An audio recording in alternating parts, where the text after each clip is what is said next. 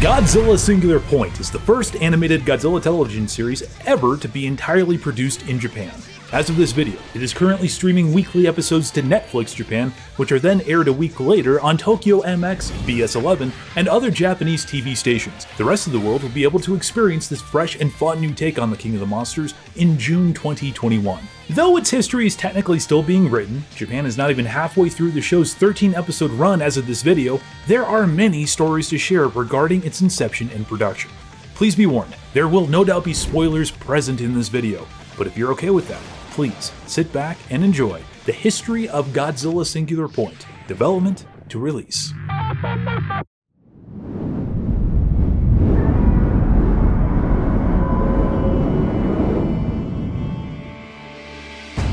Godzilla Singular Point, or rather the untitled Godzilla anime TV series it would eventually become, started development at Toho Studios even before the 2017 release of Godzilla Monster Planet, the first of the 3 anime Godzilla films produced by Polygon Pictures.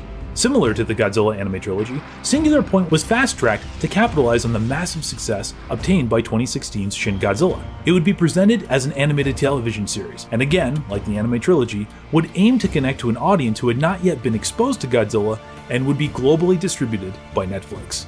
It was decided early on that this new Godzilla anime would ditch the entirely CG route of the Godzilla anime trilogy and instead go for a blend of 2D and 3D animation.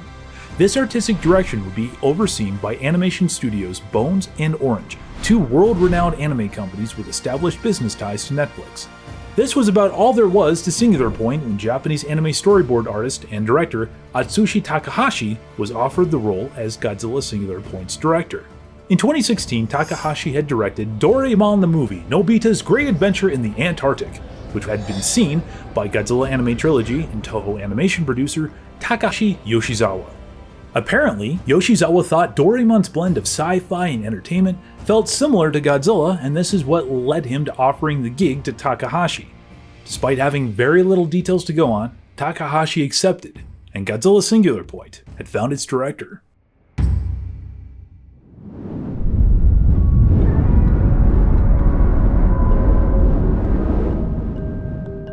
At first, director Takahashi entered the new Godzilla anime project without any definitive story in mind.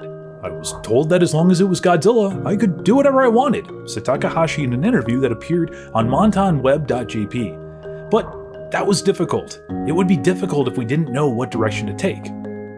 The story had to be different from both Shin Godzilla and the Godzilla anime trilogy, and something that would offer the sense of newness that Toho was looking for. And eventually, a story started to take shape. Something that leaned less on fantastical concepts and more on grounded science fiction, ditching age-old sci-fi tropes like creatures growing gigantic due to radiation and instead updating them with modern scientific ideas and theories. "I wanted to create a solid science fiction concept and mechanism, not just a fluffy one," director Takahashi said. But in order to successfully craft this science fiction world, Takahashi needed help. Enter To Enjo. Enjo was a Japanese science fiction author who graduated from Tohoku University with a degree in physics. He was also the winner of one of Japan's most prestigious literary awards, the Akutagawa Prize, for his work, The Harlequin Butterfly. By that time, Enjo had only one screenplay to his credit, that was for 2014's Space Dandy, which Takahashi had also storyboarded. It was either Takahashi or Studio Bones president Masahiko Minami that reached out to Enjo to ask him to join Singular Point's staff, but not as a screenwriter, as a science advisor.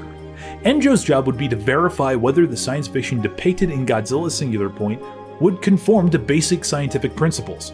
For example, when Takahashi asked Enjo if Godzilla could really support a body at that size, Enjo would then calculate the mass through various computer programs to figure it out on the spot. At one point, Enjo tried to use GraphViz, an open-source graph visualization program, to plot out the movements of where Godzilla Singular Point's monsters and people would go and what they would be doing, but by his own admission, he couldn't quite manage it. These discussions were vital to the early development of Singular Point, and the creative team soon realized that it would be impractical to smoothly hand off Takahashi and Enjo's complicated, mathematically focused story treatment to a new screenwriter. So, To Enjo transitioned from Singular Point's science advisor to Singular Point's screenwriter.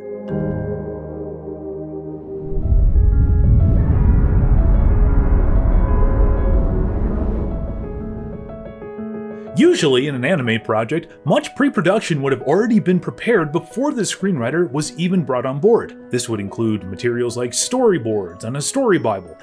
But almost none of these existed according to Toho Enjo when he started writing Singular Point.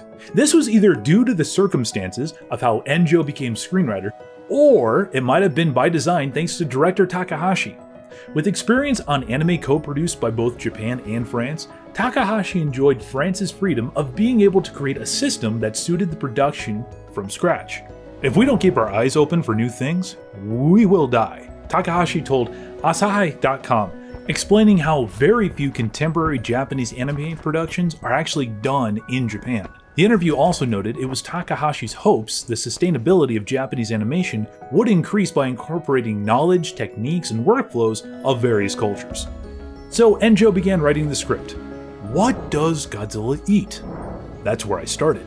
He proceeded writing Singular Point's 13 episodes, a process he found to be very difficult.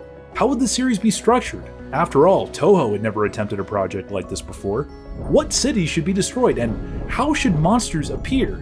Enjo wanted to avoid the Monster of the Week cliches established in popular television series like Ultraman and Neon Genesis Evangelion. He even struggled with how to properly format Singular Point's screenplays in the computer. But he delivered, and director Takahashi was enjoying what Enjo was coming up with. However, Takahashi did find the writer's words difficult to visualize. There is so much dialogue, said director Takahashi. In most cases, an episode of a TV anime lasts about 20 minutes and consists of less than 300 cuts with an average of 6 seconds per cut. But in this work, it was quite common to have 10 to 20 seconds of dialogue. That's why we added action scenes and robots to keep viewers entertained. Speaking of entertainment, entertaining the masses was most important to the duo as opposed to shoehorning in a theme or message like past Godzilla works. That is not to say this film doesn't have a message, said Toho Enjo about the matter. Humans inevitably try to deal with things within the limits of their imagination. You could force the theme that Godzilla is an unexplainable singularity, and that we have to have some respect for the things that are essentially unknowable. However, rather than trying to reflect the current situation and declare some kind of message, I hope people will enjoy the show in an entertaining way. Funny thing was, it wasn't dialogue or story formatting that proved to be the most challenging thing. No, according to Enjo, the most difficult part was to figure out when Godzilla would show up. According to Enjo, Toho producers wanted Godzilla to appear as early as possible within the series. The creatives, however, did not want him to show up that much. Enjo argued that the audience would get bored if Godzilla appeared once every 2 episodes or 6 times out of 13 episodes. To reiterate the challenge he faced, it was very difficult to structure, Enjo said. In the creation of the new Godzilla, Takahashi and Enjo wanted to create something fundamentally unknowable, a being that defied the laws of physics. Similarly to what they had done with Hideaki Anno and Shinji Higuchi on Shin Godzilla, Toho apparently did place some creative restrictions on Takahashi and Enjo. These requests apparently included things like, please don't have Godzilla eat people, and please let us know if Godzilla eats other monsters. Fortunately, none of this seemed to impede the pair's creativity. I still want Godzilla to be unique, said Enjo. If it's okay to show more than one Godzilla, I'll consider showing a swarm of Godzillas. I mean, if you wanted to depict a global crisis, the more the merrier. If there is only one Godzilla, I might put it in a vast area somewhere and build a fence around it so it becomes a geyser-like attraction that spits out heat rays every once in a while. Singular Point's Godzilla would be designed by animator Eiji Tamamori, whose previous work included many Studio Ghibli films like Princess Mononoke and Spirited Away. Tamamori tried to create a beast that would be impossible to realize as a physical monster suit. I wanted to give Godzilla a dignity of an awe-inspiring creature, Tamamori has said in a past interview. I aim to integrate the image of the early Showa Godzilla, and at the same time, create a new look.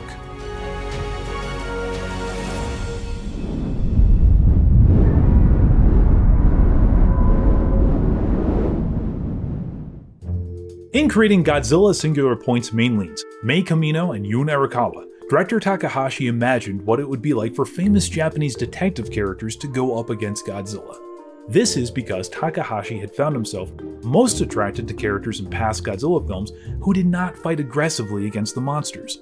On the subject of the pair, Toenjo had this to say: "It is naturally very difficult for ordinary people who have neither the authority nor the funds to save the country to defeat Godzilla.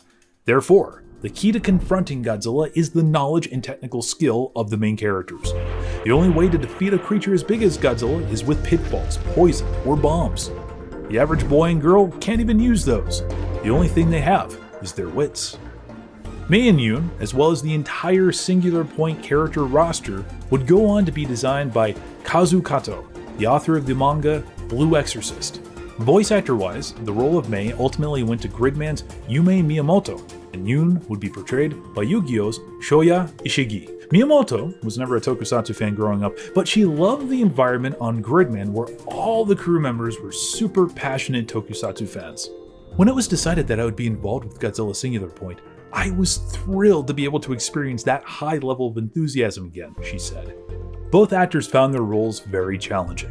These were genius characters written by a physics graduate after all. Shoya Ishii often found himself having to think about where Yoon would stop to take a breath due to the quick speed the actors spoke the dialogue in order to convey Yoon's quick thinking. All this while still trying to maintain a smooth tempo. Meanwhile, Yume Miyamoto struggled with the conversation scenes, joking that many of the words in the script were incomprehensible.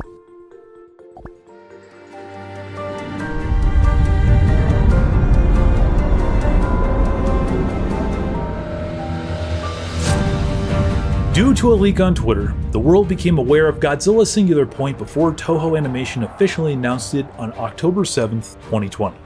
More details rose over the ensuing months until the series officially debuted on Netflix Japan on March 25, 2021. For the series' opening theme, In Case, Japanese idol group Bish was tapped to perform. Before getting a chance to sing a Godzilla song, Bish had been fans of Minya and believed the franchise to be more for men. But after seeing Singular Point, they found GSP easy and enjoyable to watch without any preconceived notions.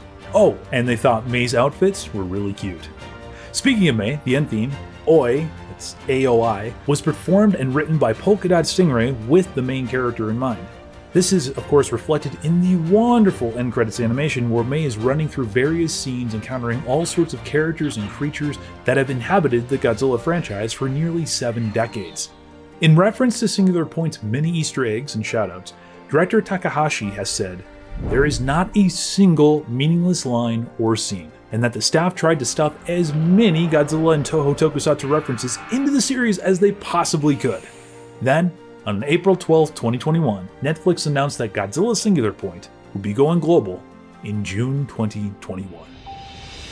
As of this video, Godzilla Singular Point's history is still being written, and there will no doubt be more stories to share as the series reaches its conclusion. But until then, I would like to thank you for taking the time for watching this video.